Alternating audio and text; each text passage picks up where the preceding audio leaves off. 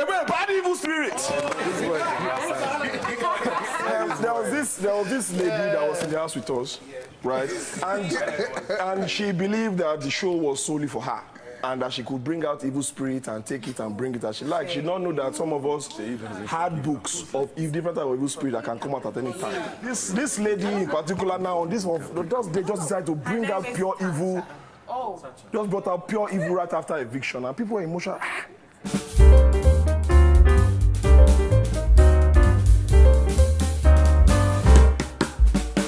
Lord have mercy. I mean, guys, I've been watching Seyi all day, right? And it might seem as though this young man, somebody's husband, somebody's father, somebody's daddy, woke up this morning and chose violence over peace.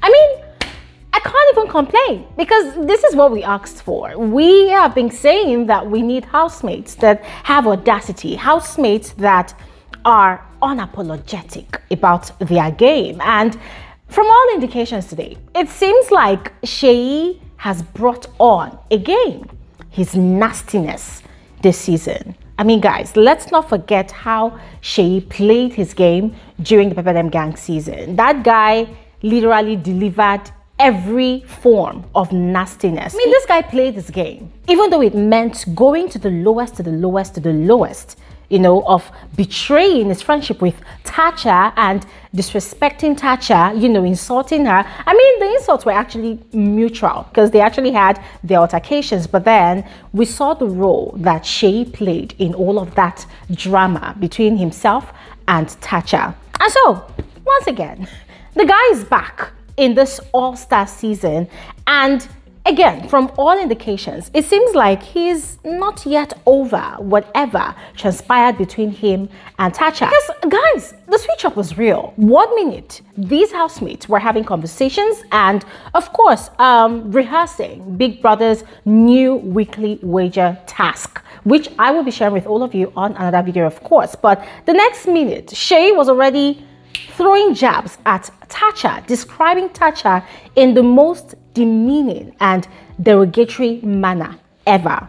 Ladies and gentlemen, we're going to talk about all of that on this video, all right? And that's not the only thing we're going to be talking about. There are also, you know, new levels of connections springing up in the mansion as we speak. Frankly speaking, I find them quite interesting because never ever will I have imagined that these particular housemates would even think of connecting with these other housemates. But anyways, guys, we're going to get into this video. I'm going to spill the tea as usual, and I want to urge you all to please make sure you watch to the end so that you do not miss out on any part. And officially, you are all specially welcome back to my YouTube channel. My name is Bbnaija. This is Frankly Speaking with Bbnaija, and I am the girl with the tea. If you're yet to become a part of this community, please go ahead and do exactly what you see on your screen. It's quite easy, absolutely free. Subscribe, turn on your post notification bells, and please do not forget to like this video. All right, it's also easy. Give this video a thumbs up if you enjoy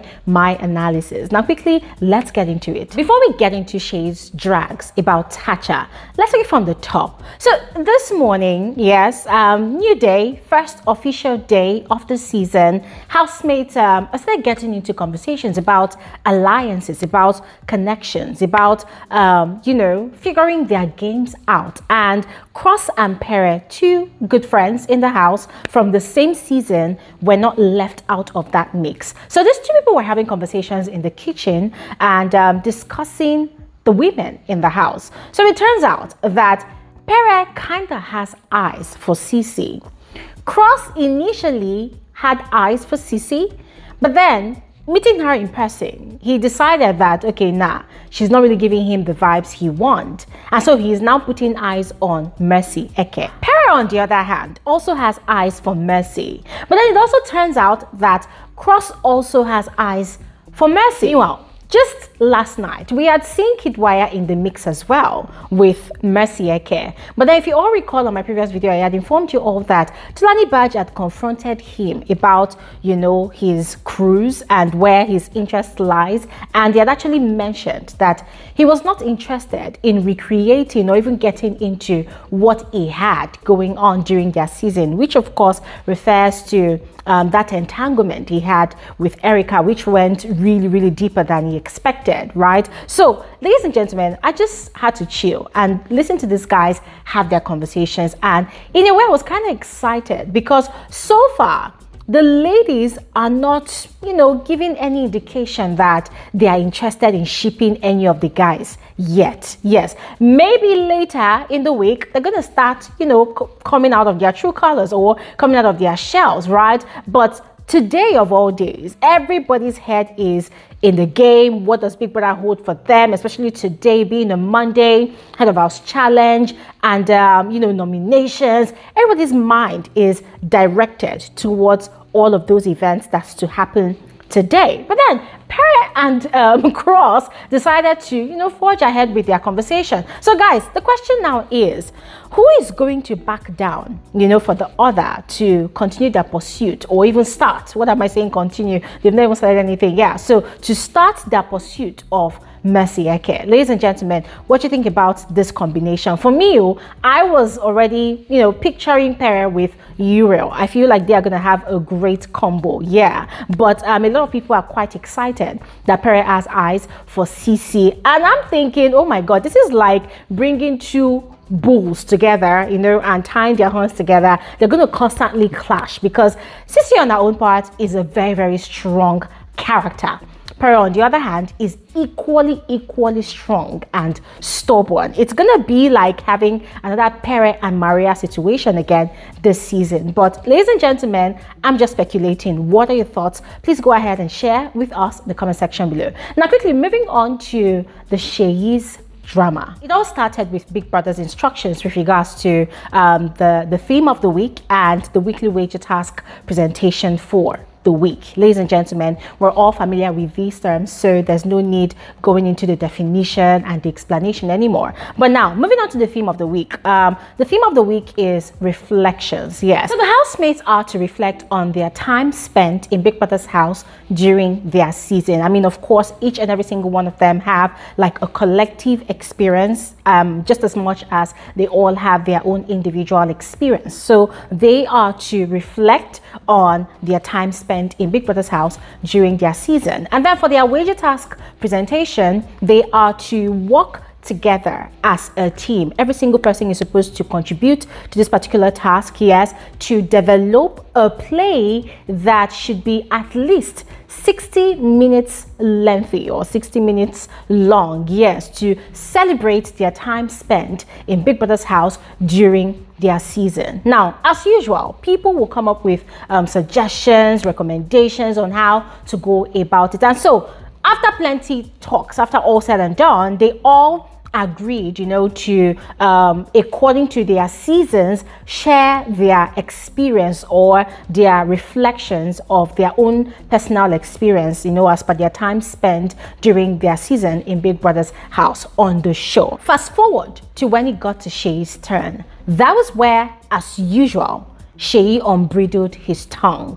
Ladies and gentlemen, we know that one thing that Seyi lacks, regardless of the fact that, you know, he loves to portray himself as the perfect gentleman, which he's not from what we've seen, you know, from his time of being on the show. Yeah, one thing that Seyi actually lacks is the willpower to, you know, restrain his use of language, his use of negative language, his use of curse words. Now, this is not to say that Tacha herself is innocent, because of course, in the Pepper Them Gang season, Tacha actually brought it upon herself. Every single thing that happened, she actually orchestrated all of that events the way they backfired on her. Yes, it was the game they were all playing, fine, all well and good. But then today, Seyi's descriptions of Tacha, you know, I mean, particularly referring to her as an evil spirit, guys, only spelled out one thing to me, that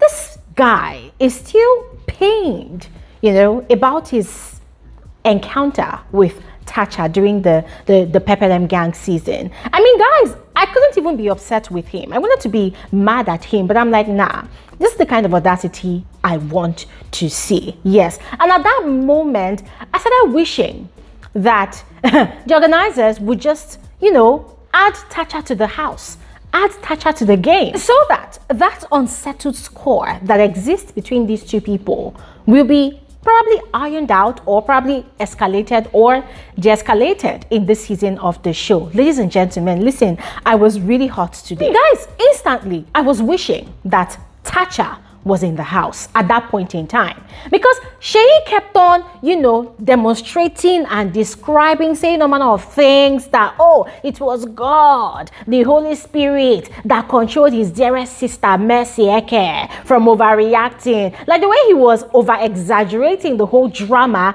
I mean, I was wondering, like, Seyi, I don't get it. Is it that you think people were actually blind to actually what transpired on that day? So it was just basically exaggerating the whole matter. Yes. He was saying a whole lot of things, you know, even making himself look like a saint. And I'm like, okay, fine, whatever. Yeah. But at that point in time, the only thing that mattered to me was what the organizers would do with that information. Because right there and then, all I could see, aside Seyi's ego, yes, that was still obviously bruised, yes, from his encounter with Tacha during the reunion, was content. What I could see was content. At that point in time, I was just wishing and hoping that the organizers will go out of their way to bring Tacha and maybe one or two other ex-housemates, you know, to join the show, so that we will get premium content. Because we're talking about, you know, unresolved beef, unresolved issues, matters that are yet to be discussed, blah, blah, blah. And there is one outstanding one. I mean, it's very obvious that Seyi is still bearing grudges against Tacha. And this is something that we need to see trashed out on this show. So I don't know about you guys, I don't know about you, but I am really hoping that they give us a surprise addition to the house. Not just about Tacha. There are other housemates that, you know, could still become a part of the team, even though they are coming in as wild cards, even though they're coming in as fake housemates. The organizers should just bring more people, but especially Tacha, so that she and Seyi will face off. Ladies and gentlemen, I don't know what you think, but this is where I'm going to stop talking right now. I would love to hear from you. So please go ahead, share with me your thoughts in the comment section below. And I'll see you guys on another episode of Frankly Speaking with Bbnaija. Have an amazing day. Bye.